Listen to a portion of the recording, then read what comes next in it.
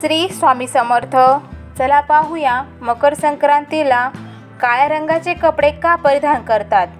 मकर संक्रांतीला आवर्जून काळ्या रंगाचे कपडे परिधान केले जातात. पण मकर संक्रांतीला काळ्या रंगाचेच कपडे का घालतात याबाबत फार कमी लोकांना माहीत आहे. मकर संक्रांतीचा सण हा 15 जानेवारीला संपूर्ण भारतात हा सण साजरा केला जाणार आहे. नवीन वर्षातील पहिलाच सण असल्यामुळे सगळीकडे आनंदाचं आणि उत्साहाचं वातावरण निर्माण झालेलं आहे. लहानांपासून ते मोठ्यांपर्यंत सगळेच हा सण अगदी मोठ्या उत्साहात साजरा करतात. मकर संक्रांतीला आवर्जून काळ्या रंगाचे कपडे परिधान केले जातात. पण मकर संक्रांतीला काळ्या रंगाचेच कपडे का परिधान केले जातात, या दिवशी काळ्या रंगाचं नेमकं महत्त्व काय हे फार क्वचितच लोकांना माहीत आहे. मकर संक्रांतीचा सण हिंदू धर्मात विशेष मानला जातो. देशभरात मकर संक्रांत हा सण वेगवेगळ्या पद्धतीने साजरा केला जातो. हा सण जरी वेगवेगळ्या पद्धतीने साजरा करत असले तरी यामध्ये एक गोष्ट सामान्य आहे, ती म्हणजे काळ्या रंगाचे कपडे. नवविवाहित वधू असेल तर तिला काळ्या रंगाची साडी आणि हलव्याचे दागिने भेट म्हणून दिले जातात.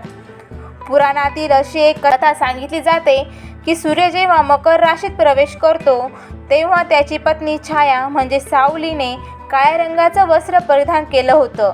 तर मकर संक्रांती हा हिवाळ्यातील सर्वात थंड दिवस असतो. अशा वेळी जास्त उष्णता शोषून घेणारे काळ्या रंगाचे कपडे या दिवशी परिधान केले जातात. हे यामागचं वैज्ञानिक कारण आहे. काळ्या रंगाच्या कपड्यात जास्त ऊब असते, त्यामुळे संक्रांतीला काळ्या रंगाचे कपडे परिधान केले जातात. मकर संक्रांतीला तिळाचं देखील महत्त्व यासाठी आहे, कारण तीळ हे उष्ण असतात. शरीराला उष्णता मिळावी आणि शरीर उष्ण राहावं यासाठी संक्रांतीला तिळगुळ वाटले जातात. मकर संक्रांतीचं महत्त्व या दिवसाला विशेष महत्त्व आहे. या दिवशी सूर्य हा धनु राशीतून शनीचा पुत्र मकर राशीत प्रवेश करतो. म्हणून या दिवसानंतर दिवस हा मोठा आणि रात्र लहान होते. सूर्य मकर राशीत प्रवेश करत असल्याने या दिनाला मकर संक्रांती असे म्हणतात. एका राशीला सोडून दुसऱ्या राशीत प्रवेश करण्याच्या प्रक्रियेस संक्रांती म्हणतात.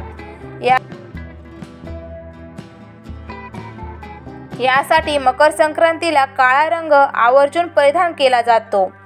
श्री स्वामी समर्थ. श्री गुरुदेव दत्त.